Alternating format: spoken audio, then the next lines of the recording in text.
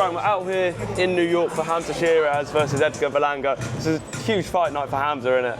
It's a massive night and a massive opportunity for him to be, on such a big card and headlining it. In with a guy who's only lost one fight, which is against Canelo. Other than that, he's done everything that's been asked of him. He's a big puncher, good fighter. Hamza's coming to his backyard, but he's not fazed by anything that Berlanga's done up to now, and I'm hoping that's going to be the case when he gets in the ring. Yeah, we saw. What's your reaction to the press conference yesterday? So it's quite eventful. There's a lot of back and forth, mainly between Berlanga and Oscar de la Hoya. Though, do you think, is it beneficial for Hamza that Edgar's mind, it almost seems elsewhere in this fight now? Oh, well, he's obviously, I think he does all this stuff obviously because he wants to be controversial, make a name, and maybe that's his way of getting through all the tension or whatever. I don't know, but what I don't like about it is with Oscar, as a fighter, Oscar, Olympic gold medalist, 5-weight world champion, for somebody who's not even achieved anything, nowhere even near that, to be disrespecting him, is I think I'm not too. I just think it's disrespectful towards Oscar. Did you find it disrespectful towards Hamza as well? Because when Hamza was trying to talk, Edgar started playing music and stuff down the mic. He's he is what he is, and he's definitely a bit of Marmite about him, that's for sure. And I think, I don't know if they know what Marmite is in America, but I'll tell you, they probably would not like Marmite. So that's what he is. He is what he is, and he can do all this crap as long as Hamza stays cool, calm, and collected, just maintains his composure, especially when he's in the ring. He can beat this guy. What have you made of Hamza's kind of mentality and his composure throughout his fight week? Because he seems so locked into me. Like I've just said, he's been cool, calm, and collected. That's all he's got to do. And what do you make of, if Hamza does come through this, which of course hopefully he does, there's been a lot of Canelo talk, a lot of talk of who could be next. Listen, if he does it, he gets right in the mix for the big fight. Yeah, we're not saying, this is the big fight, but for the ultimate fight. And just a word on Shakur versus Zubaida as well, the co-main event here. It's a great fight as well, isn't it? It's a great fight. It's a really intriguing fight. I haven't seen a lot of William, isn't it? I haven't seen a lot of him, and but again, he's very cool and calm, and seems to just take it all in his stride. I'm looking forward to that one. And of course, we're here for Ring 3, but we're already kind of looking ahead to Ring 4. Yeah. Yarde versus Benavidez, got the press conference coming up now. That's a brilliant fight for Anthony Yarde, isn't it? It's a brilliant fight. It's a great opportunity. He's been there twice. First time he could have won that fight with Kovalev. He was very unlucky. He got his tactics right. He could have won that. And he gave Benavidez probably one of the toughest fights he's had up to date when he fought him. And he's got to be at his best. He's in with an unbelievable fighter in Benavidez, who I'm a big admirer of. But I don't believe Benavidez has carried that power coming up. At least I hope he hasn't. And I think he's got a good chance. They were talking yesterday about having a shootout. I'd love that to happen. That would be an interesting situation. And two people who also have great knockout power on that card, Sam Noakes versus Yarde and Mason. It's got fireworks, really. It's a great fight. It's a great fight. Two undefeated young bucks. The both of them, really good. We know what we're like with Sam. Sam is all action, doesn't take a backward step.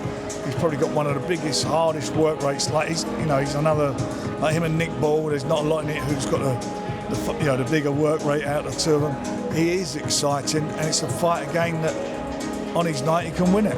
And of course, it's just come out today, WO have ordered Denzel Bentley in a final eliminator with Andre Zubaida. What do you make of that fight?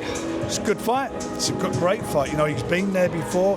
Denzel, he fought for the world title, and again, had he got his tactics right, started earlier in the fight, he could have won that fight. He showed that he was deserved to be in that company. This is a great opportunity for him. And when Denzel hopefully does come through that fight, how do you see the rematch with Janibek going? I'd like to see that again. They shared the ring together, and Denzel, I know, fancies that job. And of course, we announced Chamberlain versus Jack Rafferty out in Altrincham. It's a cracker. Amazing domestic bust up. What a good fight that's going to be. It's going to be a great fight. Queensberry just, we're delivering great fights for the fans, for our fighters. They're crackers, all of them. And of course, we're less than 10 days out now from the biggest one. Yeah, that incredible night of boxing. It is. It's the biggest fight of the year, in my opinion. And, you know, the 4 belts on the line, historical, in fact, the fact that 4 belts have never been on the line in the UK, historical that no British heavyweight has won the 4 belts, so he can be the first one to ever do that in the blue ribbon division. And Daniel, if he does that and comes through that, he cements his legacy forever in British boxing, world boxing. I just can't wait for it. I know you've spoken a lot about how before it was Daniel the boy, now this is Daniel the man fighting Usyk. What have you made of Daniel in the prep? Because for me it really seems that even from the age of fight, he's really come out of his shell a bit more. He's really showing himself. He's matured, mentally he's matured. He's getting bigger and stronger as well. I've seen a lot of footage of him in sparring and so forth. He looks really good. He believes in himself. He knows he's capable of hurting Usyk because he hurt him last time. He knows he can hurt him. He knows he can hurt anybody he catches.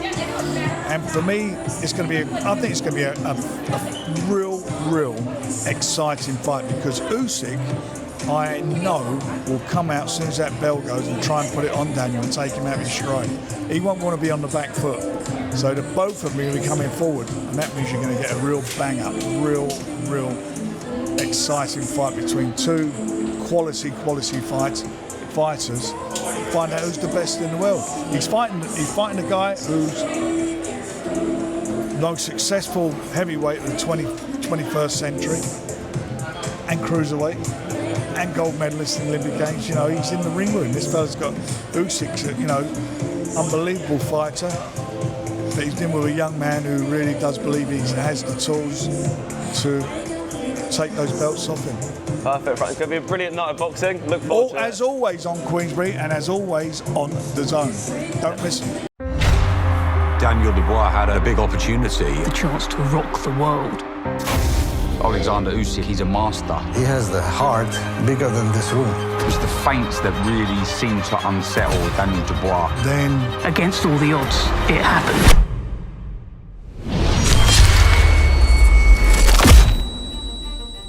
Time froze. We're waiting.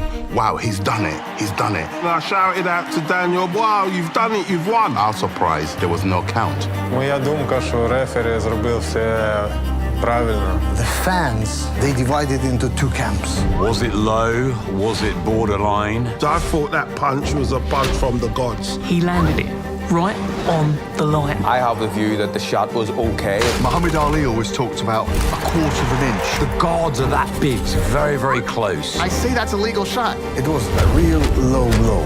you know it was a legal blow. Frank. What the referee did next was outrageous. The seconds are ticking by. Suddenly, the minutes are ticking by. He said, no, take some more time. There were 3 minutes and 45 seconds of Alexander Usyk recovery. Usyk came back, dropped him in the 8th round and stopped him in the 9th. Up until now, there's still a question mark. Usyk has shown that he is the man. Usyk's beaten Joshua twice. He's beaten Fury twice. He's the closest that I've watched and thought, you've mastered boxing. He's the defining champion of the era. This version of Daniel Dubois, Beating Jerome Miller, beating Filip Hrgović, then to go to Wembley Stadium. Daniel goes in as the underdog. He was like a man possessed. I knew he was going to win that fight. Anthony Joshua eviscerated him. Seeking this joy, that's how I fight. This is the guy ready to take the throne. 2 semi-finals. You had Usyk fighting Fury, you had Dubois fighting AJ. This is like the final. This rematch against Usyk is completely different. Taking place At Wembley Stadium, 90+ thousand people. all the belts on the line. in front of a global audience, live on The Zone. Now we have a chance to see who is the best. It's going to be something special. Do not blink.